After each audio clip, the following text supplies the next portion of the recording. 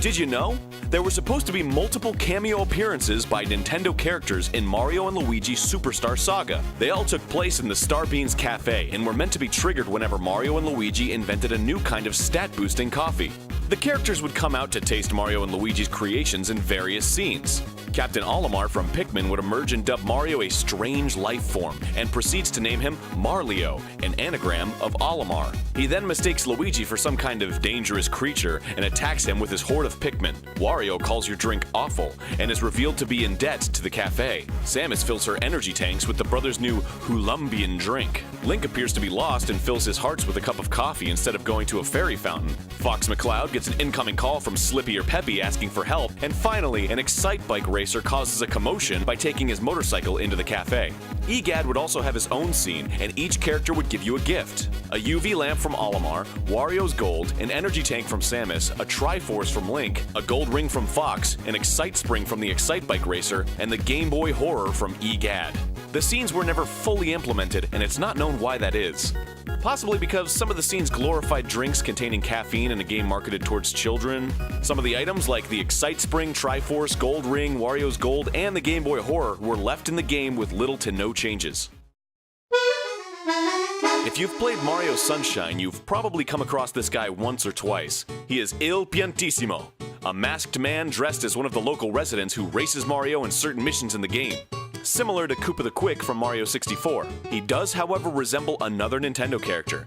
Hacking the game to require his in-game model and removing the mask reveals that Il Piantissimo is actually the Running Man from Ocarina of Time, or the Postman from Majora's Mask, since they're alternate versions of each other.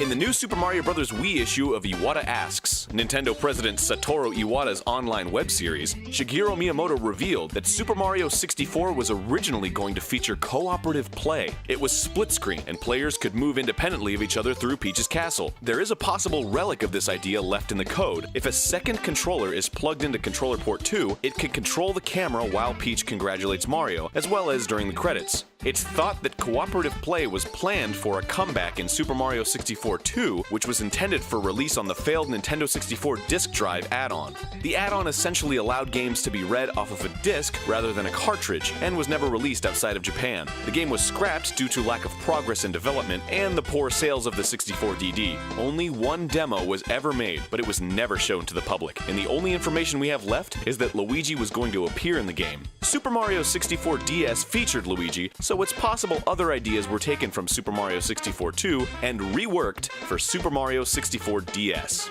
Another interesting piece on Super Mario 64 is that it was conceptualized as a Super Nintendo game. It would have used a more advanced version of the Super FX chip, seen in games like Star Fox and Doom. The idea was instead moved to the new hardware platform being developed, the Nintendo 64. Super Mario 64 actually defined the features of the N64 controller. The analog stick was added for better 3D movement, and the C buttons for controlling the camera. It seems that based on Miyamoto's desire for a free, non-fixed camera, it was the lack of buttons on the Super Nintendo controller that pushed the game onto the Nintendo 64, not simply the desire for more processing power.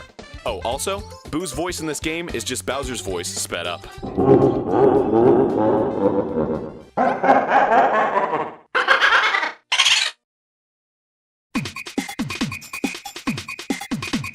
In Super Mario RPG, there are multiple differences between the North American and Japanese versions. One difference is that Bowser's End of Victory battle animations are altered in the North American version of the game due to the Japanese victory animation resembling an obscene gesture in the West, where a person thrusts their arm upwards, essentially meaning, "Up yours!" Another difference is that in the North American version of the game, after speaking to the Chancellor for the first time, if you go into Princess Toadstool's room, you can look behind her fireplace to find Toadstool's question mark, question mark, question mark.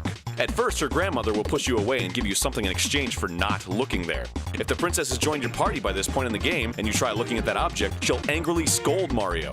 In the Japanese version, the princess is named Peach, and the object is referred to as Peach's XXX. The name was changed for obvious reasons. It's never been revealed what the object was in-game or by the game's developers, but it doesn't take much imagination to guess what it was originally intended to be. That's all for today, but don't forget to subscribe to us on YouTube and follow us on Facebook and Twitter.